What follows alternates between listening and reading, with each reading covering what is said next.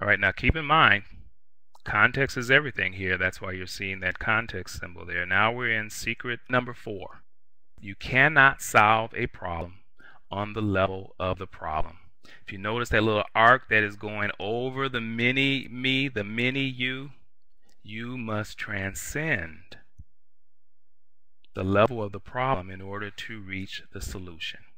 You can't solve a problem on the level of the problem. Where that particular idea comes from is when we generally are trying to solve our problems, we're looking at what is going on in the problem itself. And that's a very Newtonian, if you will, cause and effect kind of perspective, if you will. But the reality is that because there is you who has volition, and then there is the mini-me, which is your body and your brain. That means that the you that has volition addresses things from a different level than what the brain has absorbed and what the body is seeing and what the body is recognizing. And so typically we try to solve our problems on the level of the problem itself. In other words, if there are things going on in our affairs, then we're always looking, and the motivation is laudable, if you will, but what it can do is that it can lead to more problems if you're just moving the deck chairs on the Titanic. That's a saying that means that the ship is still sinking even though you're moving things around, trying to solve a problem on the level of the problem. And so with context, then you immediately rise out of the problem, because context, you immediately remind yourself, wait a minute, I have a body and a brain. I'm not my body and my brain, so I am not subject to what my mind is thinking right now. I'm not subject to what my experience has been. When I remind myself that there is me that has the volition, and then there is my brain, and there is my body. And then that means when you now approach what has been looked at as a problem, you're looking at it from the part of you that has volition and is going to make decisions that can transcend the problem itself. Now this is going to become clearer as we continue to explore here. So you want to transcend the mini you by remembering that you have a mind. You're not the mind, so you're not the victim of whatever your thoughts presently are.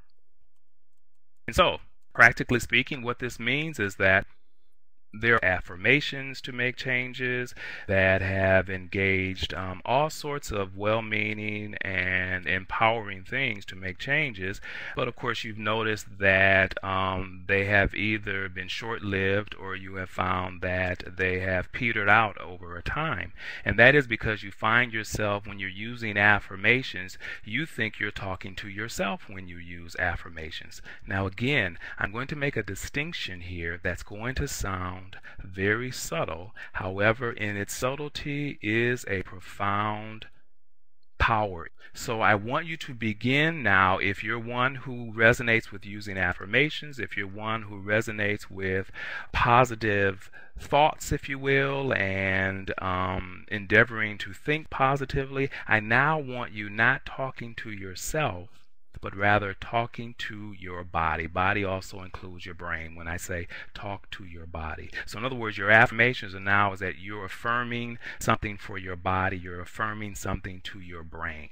Not talking to yourself, because when you say self, then you've immediately reduced yourself to the body and the brain. So that's why you want to change it from talking to yourself or affirming to yourself to affirming to the body, talking to the body. Again, this sounds subtle, but what it does is that it continues to reinforce the idea that you have a brain and a body. You are not the brain and the body. The reason, again, that is so paramount is because when you think you are the thing that has the problem, you cannot change the problem. When you think that you have a problem with procrastination, when you think that you have a problem with self-esteem, when you think you have a problem with love, when you think you have a problem with money, when you think you have a problem with these things, then you are identifying with the thing that is the problem. And again, you can't solve a problem if you think you are the problem itself.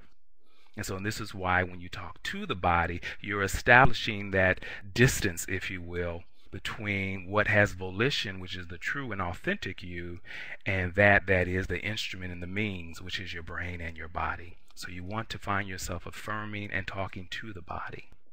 So again, this is context. Context is everything. You're talking to the mini-me, if you will.